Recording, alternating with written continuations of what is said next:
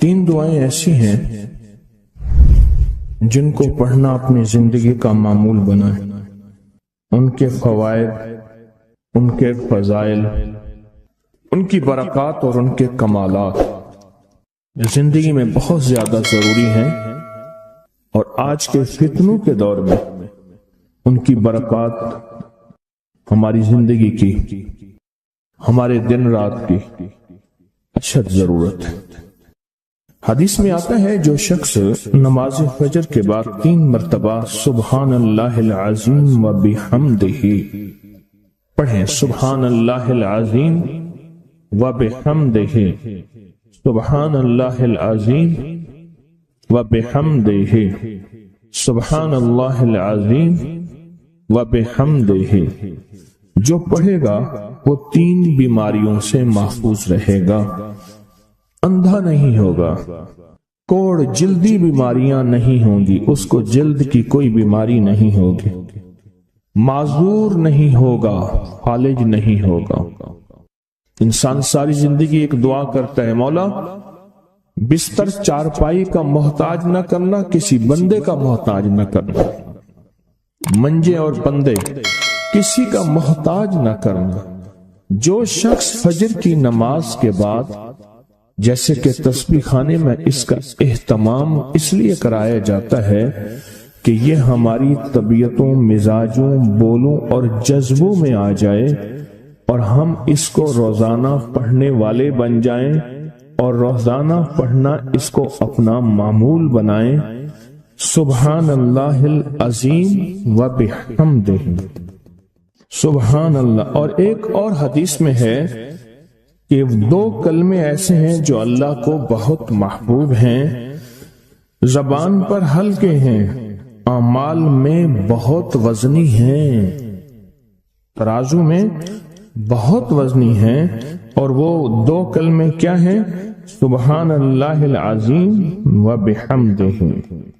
اور آقا کا فرمان ہے، جس نے کہا سبحان اللہ العظیم و بحمدہ، اس کے لیے جنت میں کھجور کا ایک درخت لگ گیا، اور جس کے لیے لگا تو پھر وہاں جائے گا، کھائے گا. لگا میرے لیے، کھائے کوئی اور. سوچیں، جنت میں کھجور کا درخت لگا ہے تو اللہ پاک پھر اپنی رحمت اور قدرت کاملہ سے اس کو بھیجے گا اور وہ انشاءاللہ کھجور کھائے گا. یہ دعا اس لیے پڑھتے ہیں، ایک تو بیماریوں سے حفاظت، اندھے پن سے حفاظت، معذوری سے حفاظت، جلدی بیماریوں سے حفاظت.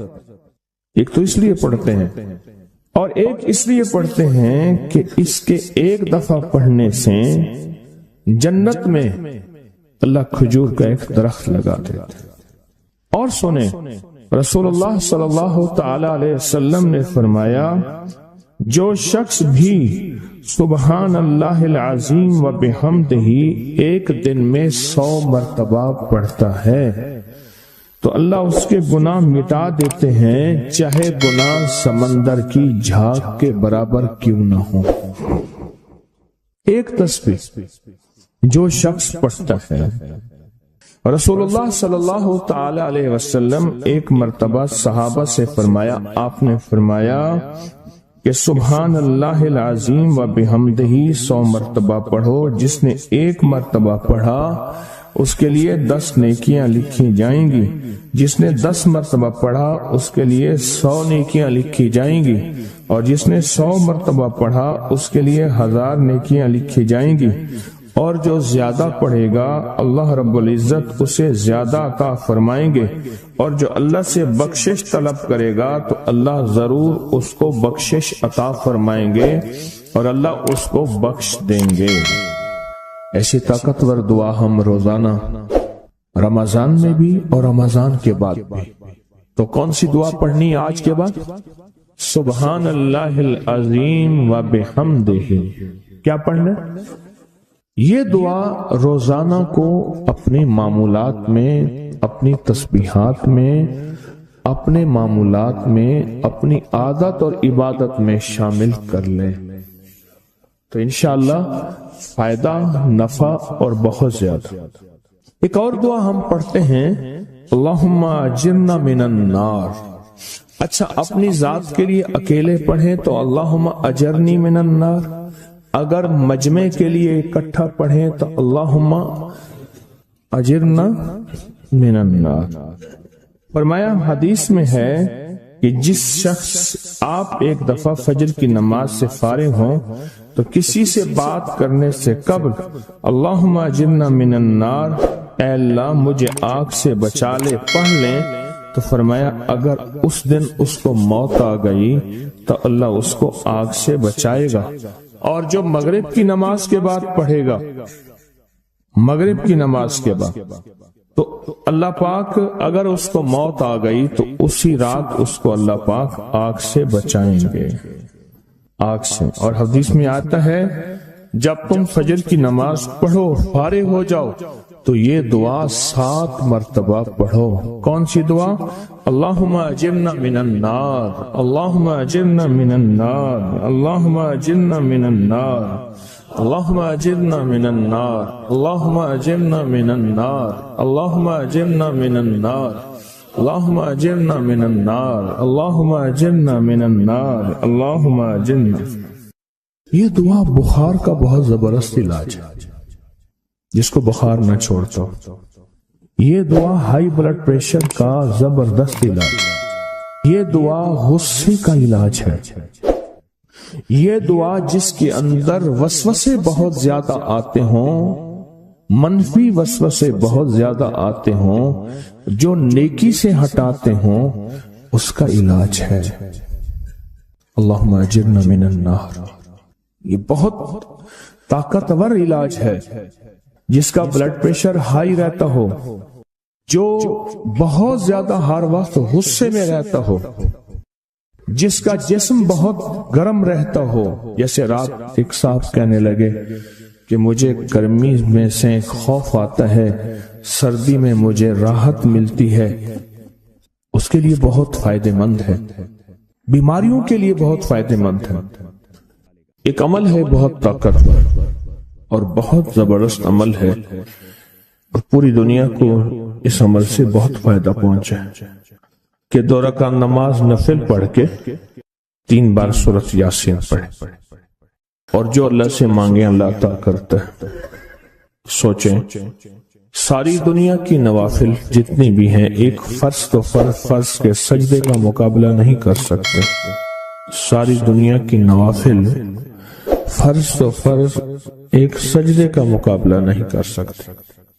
فرض نماز پڑھی، اور فرض نماز پڑھنے کے بعد سورۃ یاسین 3 بار نہیں پڑھی، سینکڑوں بار پڑھی۔ پھر آپ نے نہیں پڑھی، اس وقت آن لائن پوری دنیا میں کتنے بے شمار لوگ ہیں جو تسبیح خانے کے ان اوقات کے مطابق انہوں نے اپنے آپ کو فارغ کیا ہے، خالی کیا ہے، اور سورۃ یاسین لے کر بیٹھے ہیں۔ انہوں نے بھی پڑھی 3 بار سورۃ یاسین، آپ نے بھی پڑھی، اور آپ کے علاوہ پوری دنیا کے کتنے بے شمار لوگوں نے پڑھی۔ کسی نے درد سے، کسی نے غم سے، کسی نے جذبے سے، کسی نے آنسو بہاتے ہوئے، کسی نے اللہ سے باتیں کرتے ہوئے، کسی نے درد اور وجدان کی کیفیت سے۔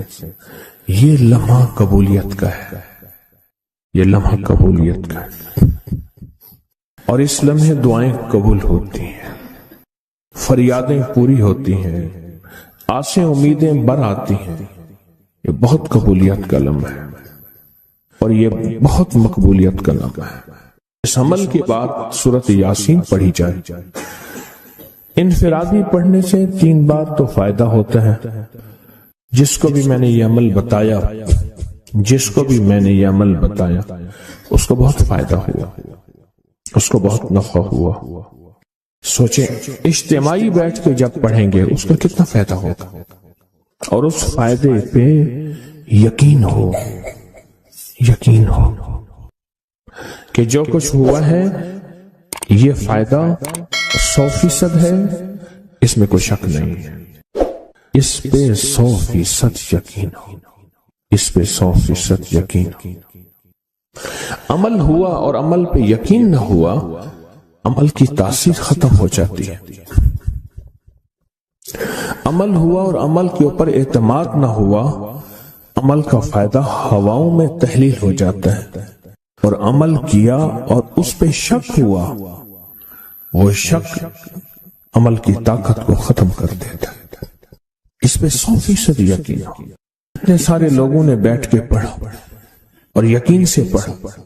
اور ایک بات اور ہے، اگر آپ سورۃ یاسین پوری نہیں پڑھ سکے، سورۃ یاسین بعض اوقات بعض بندے اٹک اٹک کے پڑھتے ہیں اور دعا کا وقت ہو گیا، آپ چاہے بعد میں اس کو پوری کریں لیکن پوری ضرور کریں. میری طرف دیکھتے رہیں، پورا کریں لیکن اس سورت کو پورا ضرور کریں. اللہ نے یہ موقع دیا ہے رمضان کا. آج پہلا روزہ ہے اور پہلی سحری ہے، اور پہلے روزے اور پہلی سحری میں اتنا طاقتور عمل کیا ہے. اب سوچنا یہ ہے کہ اتنے طاقتور عمل میں نے دعا کون سی مانگی. ایک تو پہلے یقین ہے انشاءاللہ کہ میری دعائیں قبول ہیں. اچھا، قبولیت کی وجہ سحری کا وقت، تہجد کا وقت. ایک دوسرا قبولیت کی وجہ ایک مجمع کا اللہ کے لیے جمع ہو جانا. فرمایا جہاں 40 پردیسی 40 مسافر صرف اللہ کی رضا کے لیے جمع ہو کے دعا مانگے، اللہ ان کی دعاؤں کو رد نہیں کرتا. آپ میں سے تو 90% مجمع تو پردیسیوں کا ہے، 90% مجمع. اور قبولیت کی تیسری وجہ یہ ہے کہ آپ نے فرض نماز پڑھی اور فرمایا فرض نماز کے بعد دعائیں قبول ہوتی ہیں. فرض نماز کے بعد دعائیں قبول ہوتی ہیں. اب قبولیت کی پہلی وجہ کیا ہے؟ سحری کا وقت. سحری کا وقت، فجر سے پہلے کا وقت دعائیں قبول ہوتی ہیں. دوسری وجہ فجر کا وقت، فرض نماز کے بعد دعائیں قبول ہوتی ہیں. اور تیسری وجہ مسافروں کا مجمع. اور چوتھی وجہ رمضان کے اللہ جل شانہ نے فرشتوں کو حکم فرمایا، فرشتوں ساری عبادات چھوڑ دو اور میرے روزے داروں کی دعاؤں پہ آمین کہو. ساری عبادات چھوڑ دو اور میرے روزے داروں کی دعاؤں پہ آمین کہو. ایک چوتھی وجہ ہو گئی کہ فرشتوں نے آپ کی دعاؤں پہ آمین کہا. اور پانچویں وجہ مل کے سورۃ یاسین پڑھنا. مل کے سورۃ یاسین، فرمایا سورۃ یاسین ہر تنگی سے نکالتی ہے، ہر مشکل سے نکالتی ہے، ہر ناکامی کا علاج ہے، ہر پریشانی کا علاج ہے اور ہر ناممکن کا علاج ہے. اور فرمایا سورۃ یاسین مردوں کو بھی نفع دیتی ہے اور زندوں کو بھی نفع دیتی ہے. سورۃ یاسین جو نزع کی سکرات کی حالت میں ہو اس کو بھی نفع دیتی ہے. اور سورۃ یاسین اس بندے کی جو کسی تکلیف کی نزع میں، قرضے کی نزع میں اور بیماری کی سکرات میں ہو اس کو بھی نفع دیتی ہے. قبولیت کے اوقات، قبولیت کے لمحات، اور اس میں بیٹھ کے اللہ سے مانگنا. اب مانگنا کیا ہے؟ یہ تو یقین ہو گیا کہ انشاءاللہ ہماری آج کی یہ محفل، آج کا یہ بیٹھنا، آج کا یہ پڑھنا اور آج کا اللہ کی بارگاہ میں یہ حاضری دینا 100% انشاءاللہ قبول ہے. کوئی شک تو نہیں؟ کیوں اللہ والے میری طرف دیکھیں، سونے کی حالت یہ ختم کریں. یقین کامل ہے، پھر مانگیں کیا؟ سوچنا. جب سخاوت کی سخی کی سخاوت موجوں پہ ہو، عروج پہ ہو، پھر مانگیں کیا؟ یہ سب سے اہم چیز ہے. تو وہ چیز مانگیں جو اللہ کے خزانے میں سب سے قیمتی ہے، وہ ہے ایمان. سب سے قیمتی، اور وہ سب کو نہیں دیتا. مال سب کو دیتا ہے، اپنے نہ ماننے والوں کو بھی اور اپنے ماننے والوں کو بھی. اپنے دوستوں کو بھی بلکہ اپنے دشمنوں کو زیادہ دیتا ہے، زیادہ دیتا ہے، مال اپنے دشمنوں کو زیادہ دیتا ہے، اور بعض اوقات اپنے دوستوں کو بھی زیادہ دیتا ہے، جیسے انبیاء میں سے حضرت سلیمان، حضرت داؤد، حضرت یوسف علیہ السلام، جیسے صحابہ میں حضرت عثمان غنی، عبد الرحمن بن عوف اور بے شمار صحابہ، اولیاء میں سے حضرت پیران پیر شیخ عبد القادر جیلانی اور بڑی بڑی ہستیاں۔ اللہ اس لیے دیتا ہے کہ یہ مومن یہ نہ سمجھے، تو سب سے پہلی چیز جو اللہ سے مانگنی ہے وہ ایمان مانگنا ہے۔ ساری دنیا مل گئی، سارا مال مل گیا، ساری حکومتیں اور ساری چیزیں ملی، ایمان نہ ملا تو ہم گھاٹے میں رہ گئے۔ ہمارا سودا گھاٹے کا سودا تھا، ایمان نہ ملا۔ اللہ سے سب سے پہلے ایمان مانگنا۔ جو بندہ ساری عمر جو چیز مانگتا ہے، غور سے دیکھنا، غور سے سمجھنا، ساری عمر جو چیز مانگتا ہے، جو بندہ ساری عمر جو چیز مانگتا ہے، ساری عمر جو چیز مانگتا ہے، جو بندہ ساری عمر جو چیز مانگتا ہے، اگر نہ ملی، اللہ سچی طلب کی بنیاد پہ آخری وقت میں وہ چیز عطا فرماتے ہیں۔ حضور سرور کونین صلی اللہ تعالی علیہ وسلم کا فرمان ہے، انس بن مالک کی روایت ہے کہ لوگوں سنتے ہو جو شخص کس چیز کے سے متعجب ہو کر سنے، غور سے سنے۔ انہوں نے فرمایا لوگوں سنتے ہو جو کسی شے سے متعجب ہو کر لا الہ الا اللہ کہتا ہے، اللہ ہر حرف کے مقابلے میں ایک ایک درخت پیدا کر دیتے ہیں جس کے اتنے پتے ہوتے ہیں جتنی دنیا میں دن، اور ہر پتا اس کی قیامت تک کے لیے اس کے لیے مغفرت کرتا ہے اور تسبیح پڑھتا ہے۔